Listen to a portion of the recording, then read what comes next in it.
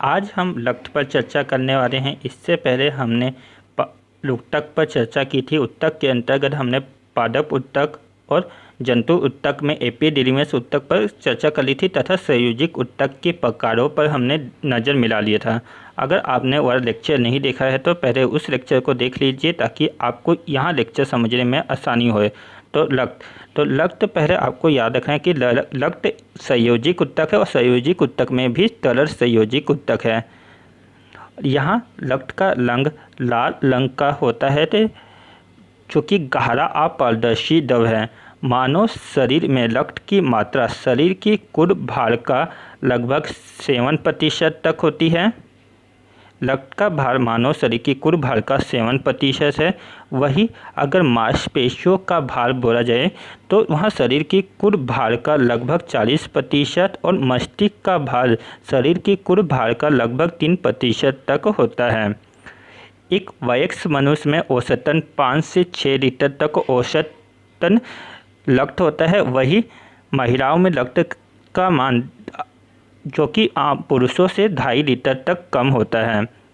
लक्त के अध्ययन को हीमेटोलॉजी कहते हैं। हीमेटोलॉजी लक्त के अध्ययन को क्या कहते हैं? हीमेटोलॉजी कहते हैं। मनुष्य के लाल रक्त में जो मनुष्य का जो लक्त होता है वहाँ जल से लगभग 5 गुना अधिक गहरा होता है, चिपचिपा होता है। लक्त एक क्षारीय विलयन है जिसका पीएच मान 7.4 होता है। इस पीएच मान की खोज सोरेनसन नामक वैज्ञानिक ने की थी। सोरेनसन ने की थी। पीएच मान के द्वारा किसी पदार्थ की अम्लता, क्षारिकता तथा उदासीनता को समझा जा सकता है कि कौन सा पदार्थ अम्लीय है, कौन सा पदार्थ क्षारीय है और कौन सा पदार्थ उदासीन है। लक्त का जो प्रारंभिक रंग होता है वहाँ बैंगनी या पीला, ठीक है, दोनों आपको दे सकते हैं। कुछ बुकों में इसमें लक्त का जो प्रारंभिक जो रंग है वहाँ बैंगनी दिया है, कुछ में पीला दिया है। लेकिन अगर आपको एग्ज़ाम में आए और बैंगनी और पीला दोनों ही एक साथ दिया है तो आपको प्रीफर करना है पीला रंग। लक्त का जो रंग जो होता है प्रारंभिक रंग पीला होता है। और जब इस रक्त में जब आयरन मिल जाता है, जिसके कारण उसका रंग लाल हो जाता है।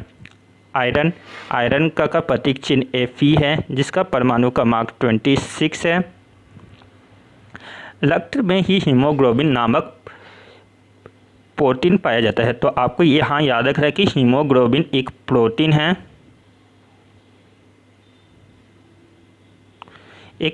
है, हीमोग्लोबिन की मात्रा कम होने के कारण हमारे शरीर में एनीमिया रोग होता है। एनीमिया रोग आयरन की कमी की आपको यहाँ पर याद रखना है। एनीमिया रोग आयरन की कमी के कारण होता है, विटामिन B12 की कमी के कारण होता है। एंड हीमोफीलिया हीमोग्लोबिन की मात्रा यानी लक्त की मात्रा में कमी होने के कारण एनीमिया रोग होता है। एनीमिया रोग को लक्त अपलता रोग भी कहते हैं। लक्त अपलता रोग भी कहते हैं। जब शिशु का जन्म होता है तो उसमें आपको 14 से लेकर 19 मिलीग्राम पर लीटर एक शिशु जब जन्म होता है तुरंत जब बच्चे जन्म होते हैं तो उसमें 14 से लेकर 19 ग्राम पर लीटर तक ब्लड होता है। और वही एक बच्चे में 12 से लेकर 14 ग्राम पर लीटर तक ब्लड होता है। पुरुष में 14 से लेकर 17 ग्राम पर लीटर और महिलाओं में 13 से लेकर 15 ग्राम पर लीटर तक ब्लड उपस्थित होता है। शिशु में 14 से लेकर 19, बच्चों में 12 से लेकर 14, पुरुष में 14 से लेकर 17 और महिला में 13 से लेकर 15 ग्राम पर लीटर है। तो यहाँ पर से एक चीज़ और पूछा जा सकता है कि ये ग्राम पर लीटर, ठीक है, ग्राम पर लीटर ये किसकी यूनिट है? तो यहाँ ग्राम पर लीटर हीमोग्लोबिन या लक्त या ग्लूकोज की यहाँ यूनिट है। आप ये तीनों की यूनिट एक ही है।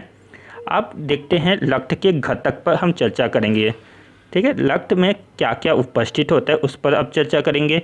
तो लक्त में दो मेन चीज़ होते हैं। लक्त में एक प्लाज्मा और दूसरी लक्त कणिकाएँ। तो ये लक्त कणिकाएँ की इनका रेशियो देख लेते हैं। तो रक्त में लगभग 55% तक प्लाज्मा होता है और 45% तक रक्त कणिकाएँ होती हैं। आपको अलग अलग बुकों में है अलग अलग मिल जाएगा। कुछ बुकों में 65% तक प्लाज्मा दिया है और 35 तक रक्त कणिकाएँ दिया है, लेकिन एग्ज़ाम में आता है तो हमेशा ऐसा वहाँ 55% जो प्लाज्मा है वही आंसर लेता है। अब हम देखेंगे कि जो प्लाज्मा है उसको कुछ डेफिनेशन देखे थे कि पदार्थ के 3 मूल कण होते हैं। 3 यानी पदार्थ जो होती है वहाँ 3 अवस्था में पाई जाती है। एक तो ठोस, द्रव और गैस। ठोस, द्रव और गैस में किसी अवस्था में पाई जाती है और इसके अतिरिक्त वैज्ञानिकों ने 2 अन्य अवस्था की खोज की। उसमें से एक है प्लाज्मा और एक है बोर्न्स आइंस्टाइन कंडेंसेट। तो ये प्लाज्मा सूरज के प्रकाश में पदार्थ के रूप में होता है। यहाँ इसका रंग हल्का पीला और यहाँ जल की भांति परंतु उससे ज़्यादा चिपचिपा होता है। तो प्लाज्मा में 90% तक रक्त होता है। प्लाज्मा में 4 प्रकार के प्रोटीन पाए जाते हैं। अब इन 4 प्रकार के जो प्रोटीन हैं आपको इनके नाम थोड़े अटपटे लग सकते हैं अगर आप बायो या साइंस फील्ड से नहीं हो तो, लेकिन ये नाम आपको याद रखने हैं। प्लाज्मा में 4 प्रकार के प्रोटीन पाए जाते हैं। फाइब्रिनोजन, पोर्टाबिन, ग्लोब्यूमिन, एल्ब्यूमिन। ठीक है, फाइब्रिनोजन, पोर्टाबिन, ग्लोब्यूमिन, एल्ब्यूमिन। तो ये फाइब्रिनोजन क्या करता है उसको भी लिखते हैं।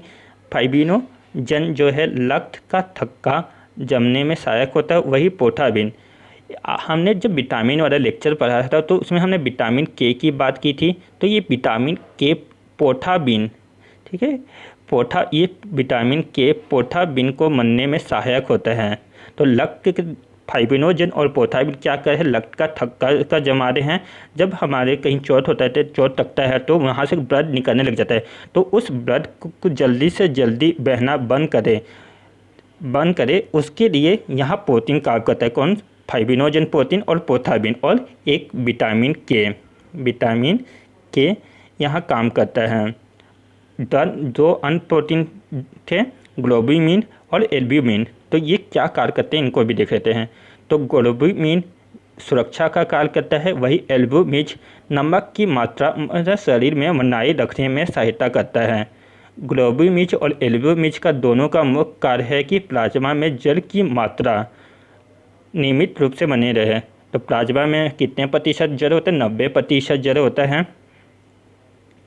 जब प्लाज्मा में से एक फाइब्रिनोजन नामक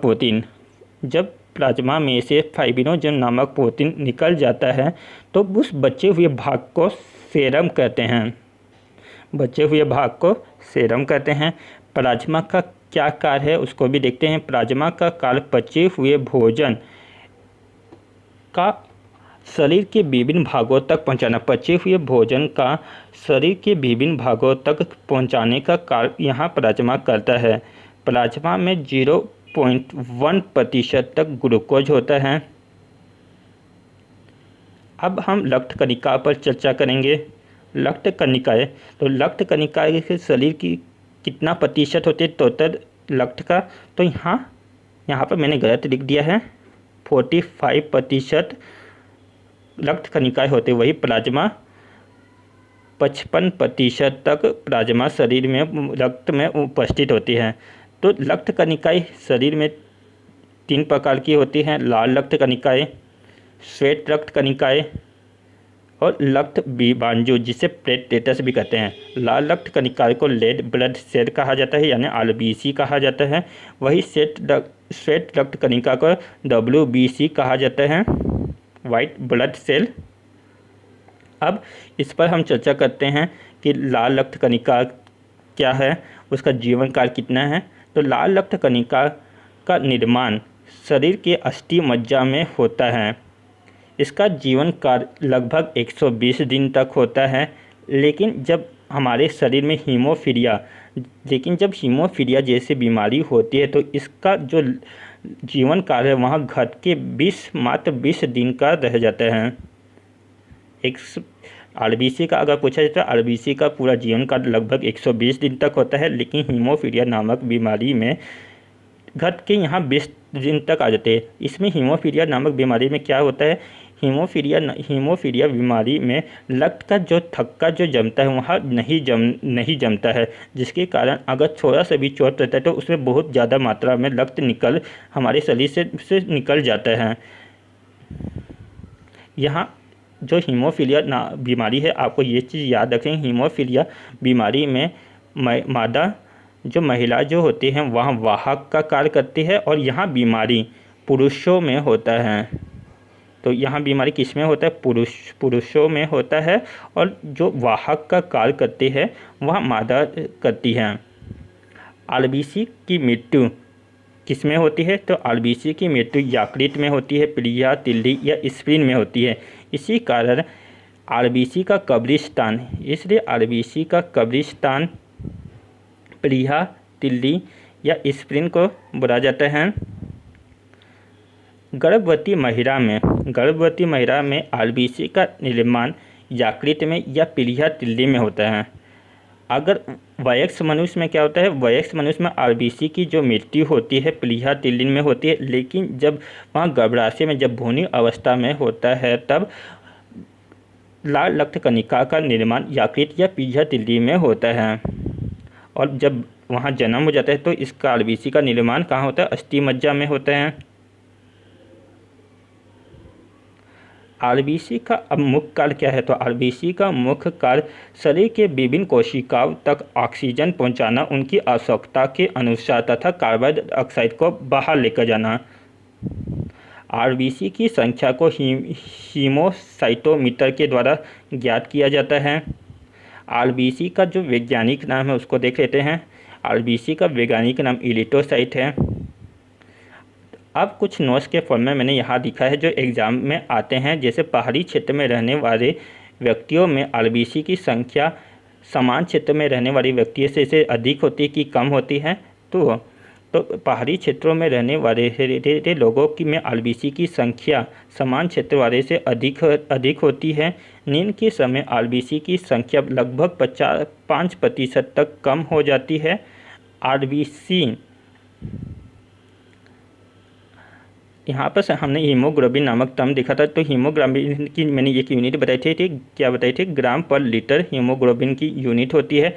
आरबीसी को फर्दर डिवाइड नहीं किया जा सकता है। और साथ साथ आरबीसी को याद रखना, यहाँ पर हमने 3 कणिका की बात की थी, सिर्फ आरबीसी, डब्ल्यूबीसी और प्लेटलेट्स। तो जिसमें डब्ल्यूबीसी और प्लेटलेट्स में न्यूक्ली यानी केंद्रक उपस्थित होता है, जिसके कारण उन्हें कोशिका कहा जाता है। लेकिन आरबीसी में केंद्रक अनुपस्थित होता है, केंद्रक नहीं होता, जिसके कारण इसे लाल रक्त कणिका को केवल कणिका कहा जाता है, इन्हें कोशिका नहीं कहा जा सकता है। हीमोग्लोबिन एक तरह का प्रोटीन है, जैसा हमने पढ़ा है। आरबीसी की संख्या लगभग कितनी होती है, 5.5 10 की पावर 6 होती है, लगभग 5.5 10 की पावर 6 होती है। अब रक्त संचरण की खोज किसने की थी, रक्त संचरण की खोज विलियम हार्वे ने की थी। रक्तदाब जो होता है, रक्तदाब की यूनिट क्या होती है, तो रक्तदाब एक स्वस्थ मनुष्य में रक्तदाब 120/18 होता है, 120/80 होता है, जिसमें ऊपर पथनांकों को पकुचन तथा नीचे पथनांकों को डायस्टोलिक, ऊपर को स्टोलिक और नीचे वाले भाग को डायस्टोलिक कहते हैं। हृदय एक घंटे में लगभग 4 से 5 लीटर पंपिंग का कार्य करता है। कितना, 1 घंटे में लगभग 4 से 5 लीटर तक रक्त का पंपिंग कर लेता है। रक्त बैंक किसे कहते हैं, तो रक्त बैंक प्लीहा, तिल्ली, स्प्लीन को कहा जाता है। ये तीनों का एक ही नाम है, प्लीहा, तिल्ली, स्प्लीन, आपको किसी भी नाम पर दे सकता है। ये तो अब यहाँ प्लीहा, तिल्ली कहाँ होता है, तो यहाँ जस्ट अमाशय, जहाँ अमाशय होता है, जस्ट अमाशय के ऊपर में एक छोटा सा आपको दिखेगा, वहीं पर यहाँ प्लीहा, तिल्ली या स्प्लीन उपस्थित होता है। रक्त में अगर ये लाल रक्त कणिका की कमी हो जाए यानी रेड ब्लड सेल की संख्या की में असाधारण कमी या असाधारण वृद्धि हो जाए तो उसकी वजह से क्या क्या कौन सा रोग होगा? तो इसके असाधारण वृद्धि से पोलीसाइथीमिया नामक रोग होता है आरबीसी की असाधारण वृद्धि से। अब हम डब्ल्यूबीसी पर चर्चा करेंगे। तो डब्ल्यूबीसी का वैज्ञानिक नाम ल्यूकोसाइट है। वही आरबीसी का वैज्ञानिक नाम क्या था? आरबीसी का वैज्ञानिक नाम इलिटोसाइट था। डब्ल्यूबीसी का जो जीवन काल है वहाँ लगभग 2 से 4 दिन तक होता है। वही आरबीसी का जीवन काल कितना था? 120 दिन था। डब्ल्यूबीसी का मुख्य काल क्या है? तो डब्ल्यूबीसी का मुख्य काल प्रतिरोधक क्षमता को बढ़ाना, शरीर में प्रतिरोधक क्षमता में वृद्धि करना। आरबीसी का हमने क्या था? ऑक्सीजन को शरीर के विभिन्न कोशिकाओं तक पहुंचाना ना वहाँ आरबीसी का प्रमुख काल था यहाँ। और डब्ल्यूबीसी का मुख्य काल प्रतिरोधक क्षमता को में वृद्धि करना है। डब्ल्यूबीसी तो सबसे बड़ा डब्ल्यूबीसी कौन है? तो सबसे बड़ा डब्ल्यूबीसी मोनोसाइट है और सर्वाधिक संख्या में लिम्फोसाइट पाया जाता है। सबसे बड़ा डब्ल्यूबीसी मोनोसाइट और सर्वाधिक संख्या में पाया जाने वाला डब्ल्यूबीसी लिम्फोसाइट है। लिम्फोसाइट में भी 2 वैरायटी है, बीटा लिम्फोसाइट और टी लिम्फोसाइट।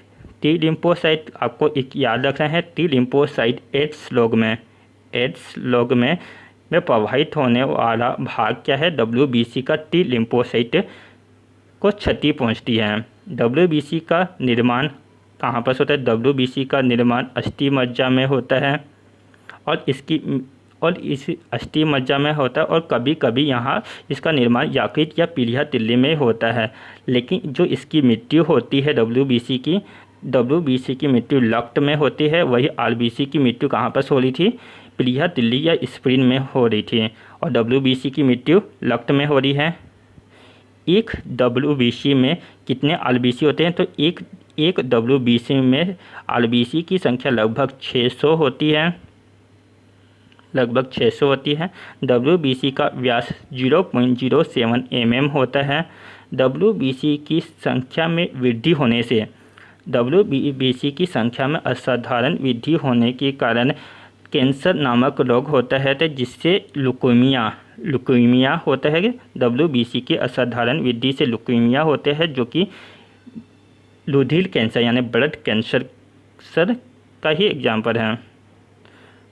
कैंसर के उपचार के लिए अब देखते हैं, यहाँ पर से हमने कैंसर पढ़ा तो कैंसर से रिलेटेड कुछ पॉइंट देख लेते हैं।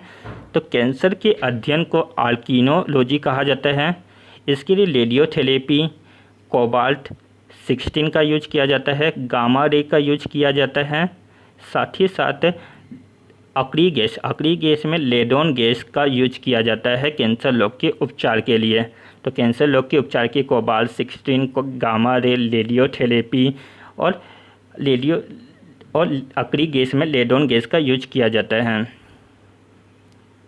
सबसे अधिक तापमान किसका होता है? बकरी का होता है। सबसे कम तापमान चींटी का होता है।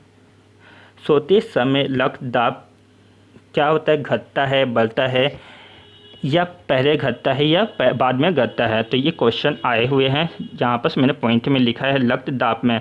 रक्त दाब का कितना होता है? एक 120/18। एक वयस्क मनुष्य में या एक संतुलित मनुष्य में कितना होता है रक्त दाब? 120/18 होता है, जिसके ऊपर प्राथमिकों को सिस्टोलिक और नीचे को डायस्टोलिक कहते हैं। अब हम देखते हैं प्लेटलेट्स पर चर्चा करते हैं। तो प्लेटलेट्स का तो वैज्ञानिक नाम क्या है? थ्रोम्बोसाइट। प्लेटलेट्स का वैज्ञानिक नाम थ्रोम्बोसाइट है। इसका निर्माण हमारे शरीर में अस्थि मज्जा में या हड्डियों के टूटने फूटने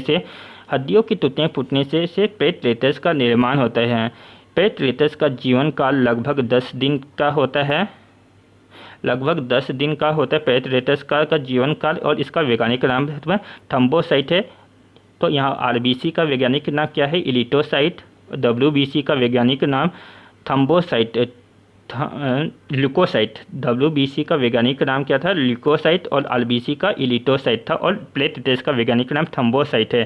प्लेटलेट्स की मृत्यु प्लीहा तिल्ली स्पेन में होती है। वही RBC की मृत्यु कहाँ हो रही थी? RBC की मृत्यु भी प्लीहा तिल्ली में हो रही है, लेकिन WBC की मृत्यु रक्त में होती है।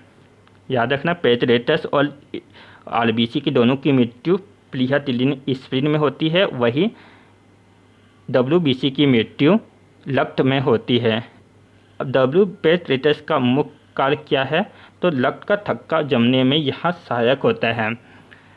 प्लेटलेट्स भी रक्त का थक्का जमने में सहायक होता है। हमने रक्त का थक्का जमने में क्या क्या पढ़ लिया? एक तो फाइब्रिनोजन प्रोटीन पढ़ा, पोर्फायरिन प्रोटीन पढ़ा, पोर्फायरिन, विटामिन K।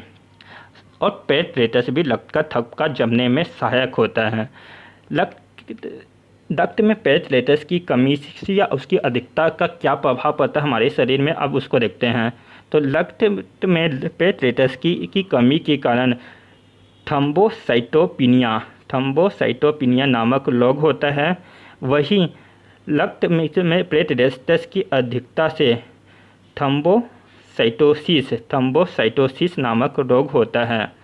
अब हमने यहाँ पर काफ़ी सारे रक्त के थक्के जमने से पढ़ लिया कि बाहर में जो रक्त का स्रावन नहीं होना चाहिए, यानी बाहर में अगर हमें चोट लगती है तो उस हमारे शरीर से रक्त की कमी नहीं होनी चाहिए। लेकिन हमारे जो शरीर के अंदर है, रक्त का प्रभाव निरंतर होते रहना चाहिए, उसमें कहीं पर भी रुकावट नहीं होनी चाहिए। तो शरीर के अंदर रक्त के प्रभाव को नियंत्रित रखने के लिए एक हार्मोन जिम्मेदार होता है, जिसे हिपेरियन हार्मोन्स कहते हैं। ठीक है, हिपेरियन हार्मोन्स क्या कहते हैं? शरीर के अंदर रक्त का थक्का जमने नहीं देता। हिपेरियन हार्मोन्स शरीर के अंदर रक्त का थक्का जमने नहीं देता है। अब कुछ इम्पोर्टेंट पॉइंट थोड़ा से और देख लेते हैं जो रक्त से हटके हैं।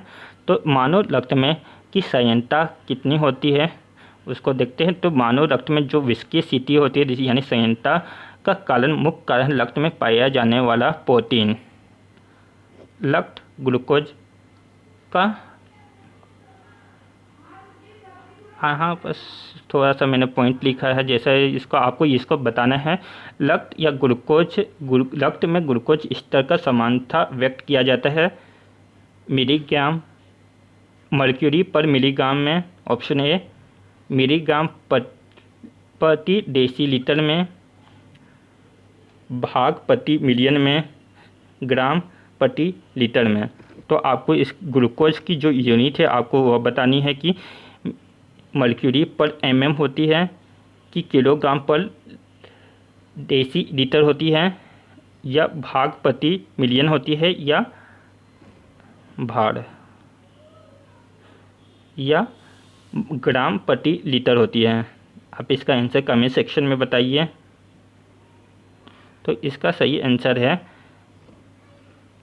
ऑप्शन बी, मिलीग्राम पर डेसीलीटर। मैंने ऑलरेडी बताया था ग्लूकोज हो गया, रक्त हो गया, उसको कैसे व्यक्त किया जाता है? ग्राम पर लीटर से व्यक्त किया जाता है। तो इसी को हम ग्राम पर लीटर को किलोग्राम पर डेसीलीटर में भी व्यक्त कर सकते हैं। रक्त के प्रभाव को रोकने के लिए अब हमने जितने भी रक्त का थक्का जमने का हमने देखा था, जो शारीरिक रूप से देखा था उसमें कौन कौन से प्रोटीन होते हैं, विटामिन पर देखा था। लेकिन अगर कृत्रिम रूप से रक्त का थक्का जमाना है तो उसके लिए क्या चीज़ का यूज किया जाता है? तो उसके लिए रक्त के प्रभाव को रोकने के सड़ने के लिए, यानी उसका थक्का जमने के लिए फेरिक क्लोराइड का यूज किया जाता है। FeCl2 का यूज किया जाता है। नेक्स्ट क्लास में हम अब RH फैक्टर पर चर्चा करेंगे, साथ ही साथ ब्लड ग्रुप पर चर्चा करेंगे, जिसमें कार्ल लेनस्टेरिन का क्या योगदान था ब्लड ग्रुप में, उससे देखेंगे। तो अगर आपने मेरा चैनल सब्सक्राइब नहीं किया है तो सब्सक्राइब कर दीजिए, और जितना हो सके ज़्यादा से ज़्यादा लोगों में हमारा यह वीडियो शेयर करिए।